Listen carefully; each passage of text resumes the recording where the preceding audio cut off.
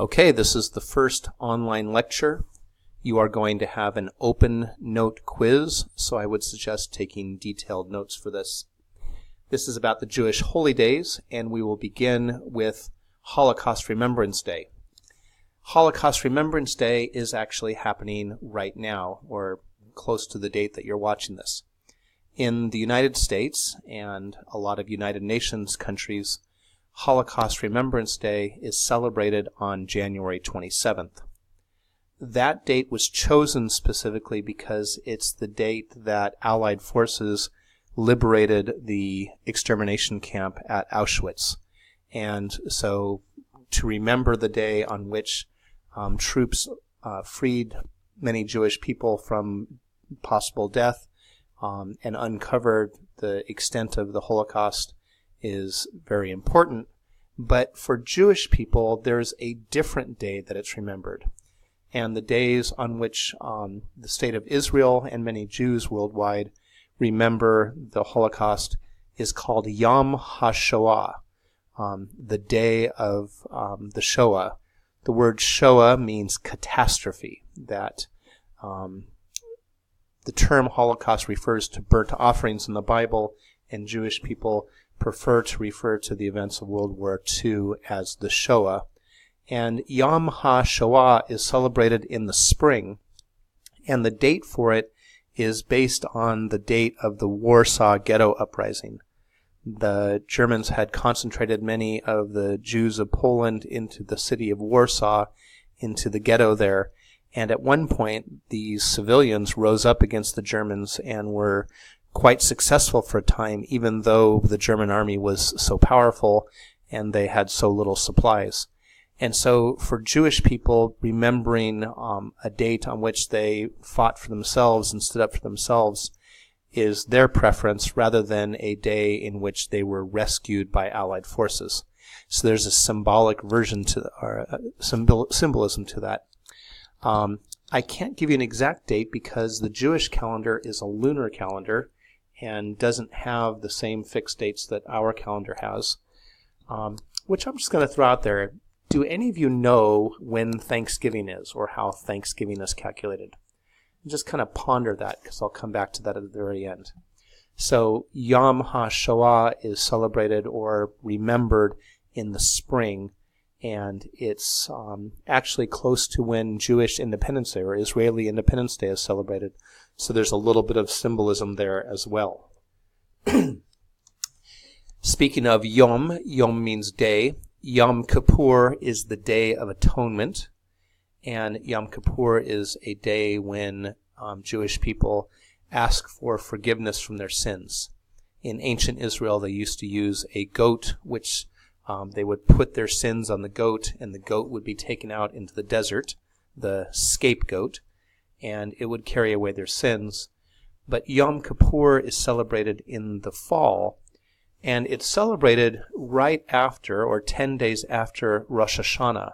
And Rosh Hashanah is Jewish New Year. The idea of New Year's being January 1st is our Western idea.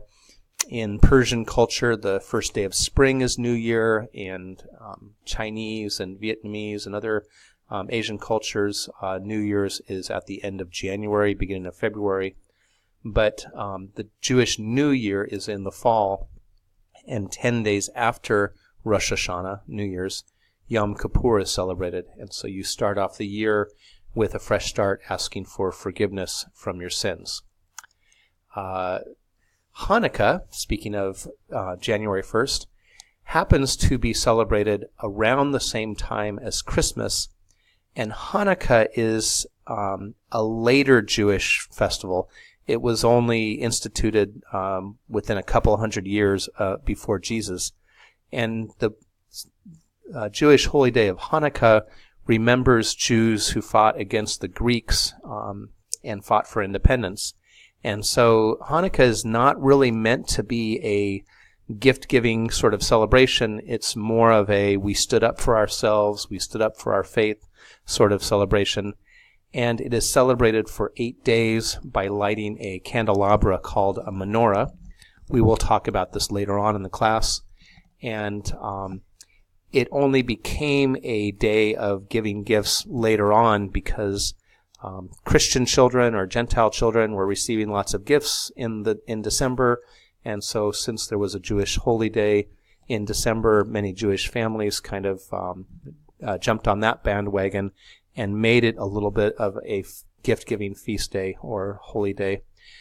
Jewish Christmas, if I can use that term, is actually held in the spring, and it's called Purim. And Purim is kind of a combination between Halloween and Thanksgiving and Christmas. And Purim is associated with the book of Esther. Let me pull these two terms in here right now. The Jewish Feast of Purim, kids dress up as the characters in the story of Esther. There's a big feast, and there's a lot of gift giving. And that's really supposed to be more analogous to Christmas and the giving of gifts and that sort of celebration. The stories of Hanukkah are found in the book of Maccabees, which we will read this semester. The book of Hanukkah is read, the book of Judith is read on Hanukkah. You don't have to write these things down because Judith is somebody who stood up for her faith. And the book of Esther, which will be an extra credit assignment this semester, is read on the Feast of Purim because the story in Esther is the origins of the Feast of Purim. So giving you a look at some of the books we're going to look at later on in this semester. Speaking of spring, the big Jewish holy day in the spring is Passover.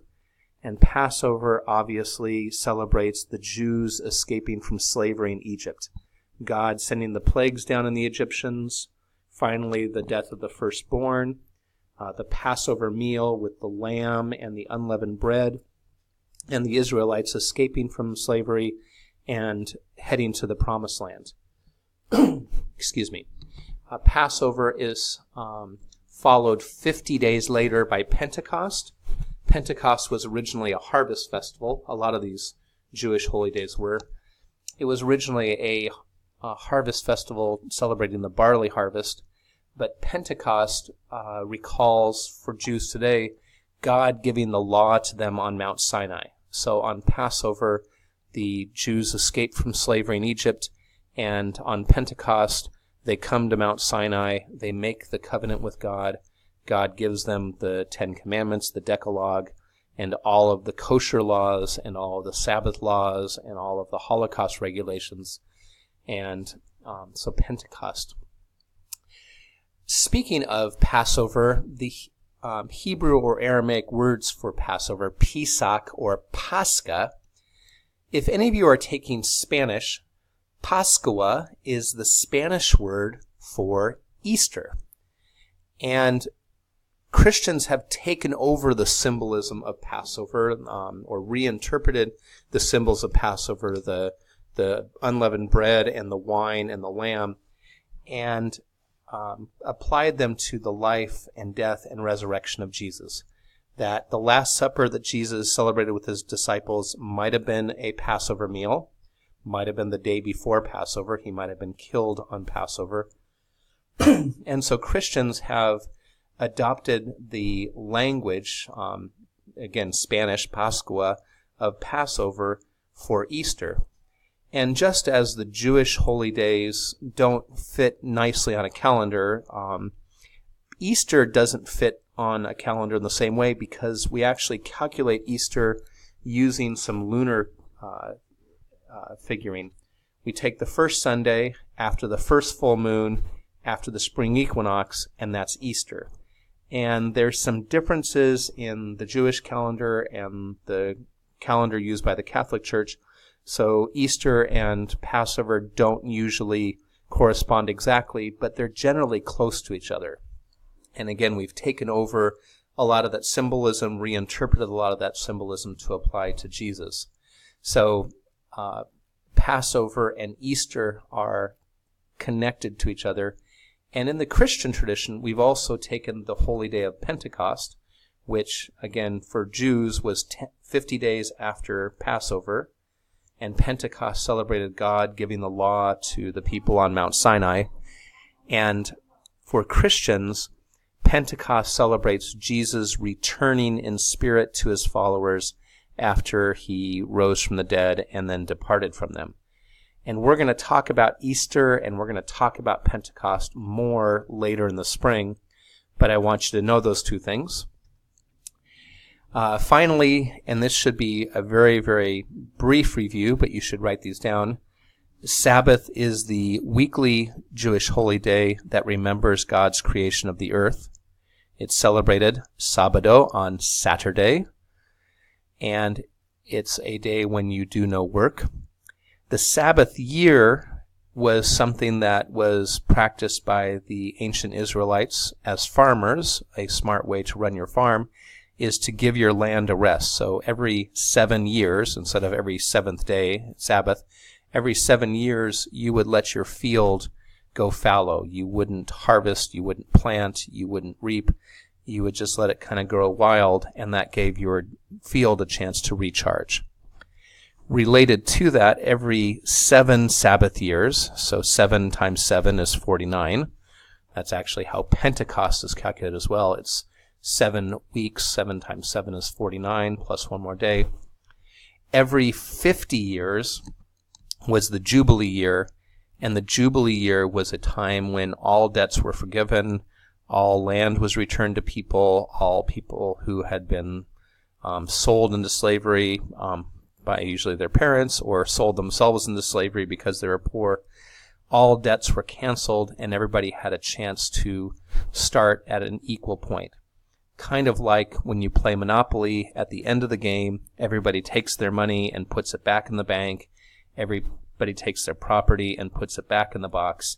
And when you open the Monopoly box the next time, everybody starts at the same place. Everybody has the same chance to get ahead. And again, in our culture, we never do that.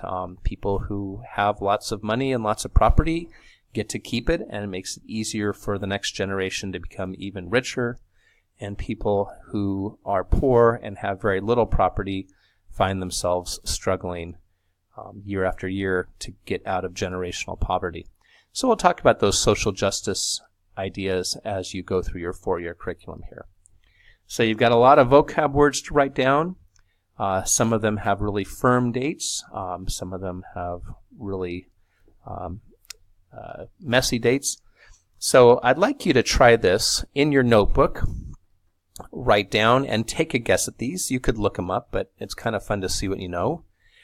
When is Thanksgiving every year? Write that down. How is that calculated? And write down as well, since we're talking about our holidays here in the United States, when is Memorial Day? And when is Independence Day? And when is Labor Day? And when is Veterans Day, also known as Armistice Day? That went through a change several years back. And when is Martin Luther King Day? And when is President's Day? So we'll talk about calendars a little bit later on. I want to throw out here again, there are some books that we'll be reading next semester connected to these. The Book of Ruth will be a required reading, and the Book of Ruth is read on the Jewish Feast of Pentecost because it takes place during the barley harvest. You don't need to know that for the quiz. So again, stop, pause, rewind, replay, take good notes, and plan on an open note quiz.